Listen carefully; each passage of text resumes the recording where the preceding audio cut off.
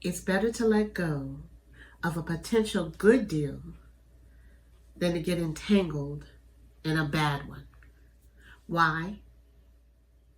A potential good deal might make you money, but a bad deal will take your money. So what's a good deal and what's a bad deal? Well, that depends on you.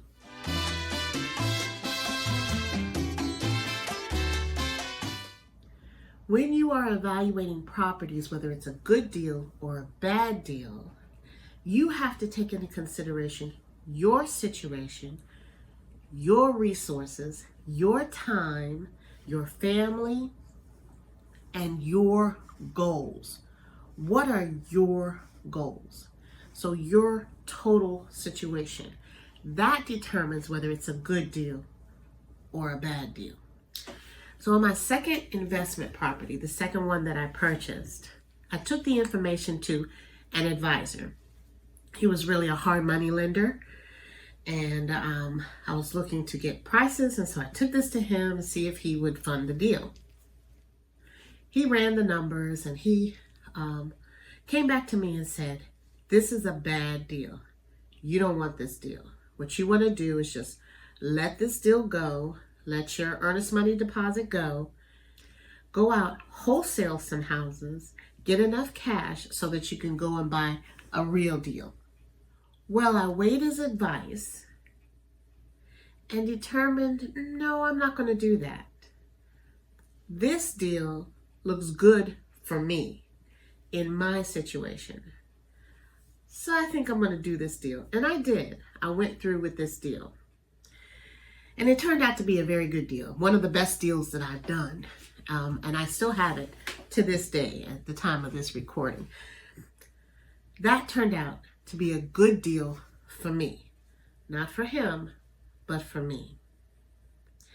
I can remember also putting a contract on a deal that was a great deal.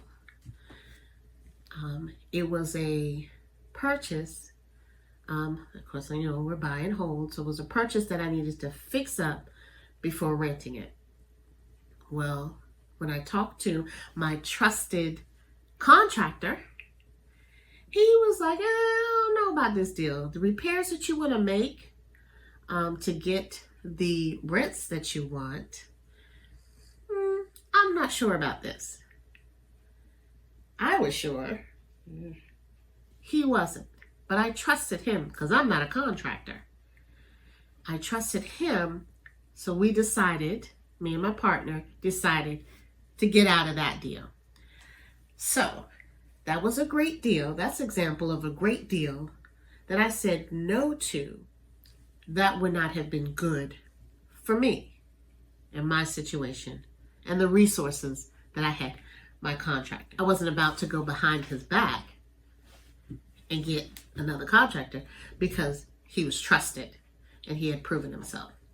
So that was a good deal that was bad for me. So we didn't do it. Again, it's better to let go of a potential good deal than to get stuck or engage in a bad deal. Now, we're not talking about a deal that you evaluated and it seems to be a good deal for you and everything's working out, but you're just scared about doing it. I've never done this type of deal before and it's going to be... Yeah. We're not talking about that. That's letting go of a good deal for fear. We're not talking about that. What we're talking about is a deal that comes up short. Okay. For example, let's say your goal is to cash flow $100 per unit. That's monthly. Cash flow each month, $100 per unit. And you run across this deal, and it's a great deal. All the numbers work and everything. It's in a good area, got good paying tenants, but it only cash flows $30 a unit. You have already determined that you need, based on your situation, based on your family, based on your time, based on whatever it is, you need $100 cash flow per unit. But then here comes dangling this $30 per unit. Is this a good deal or a bad deal? Well, based on your goals, this is not a good deal for you. If your goal is $100 per unit, you buy that $30 per unit, and I've done that. I've had my goals at, okay, I wanted to have this, I wanted to have that, and I want the cash flow this, but it doesn't quite make it, but I want this deal, so I'm gonna do it anyway. Every time, I always end up paying more money in some situation than I would have if I'd have just let that deal go. Back to the example, the goal was 100 per unit. This 30 per unit is not meeting that goal. You already set that goal. Trust yourself. Trust yourself. So, and if you decide to change the goal, that's up to you. That's fine. But normally we set these goals for a reason. So we need to trust ourselves. So again, I'll say, a bad deal, a good deal, depends upon you, your situation, and what you are going for. Remember, the deals that you do take up resources. So if you were to get, in this hypothetical situation, if you were to get that $30 per unit, your resources are now going to be taken up, and by golly, 2 months later, you get something that cash flows 150 per unit. So, in other words, stick to your goals.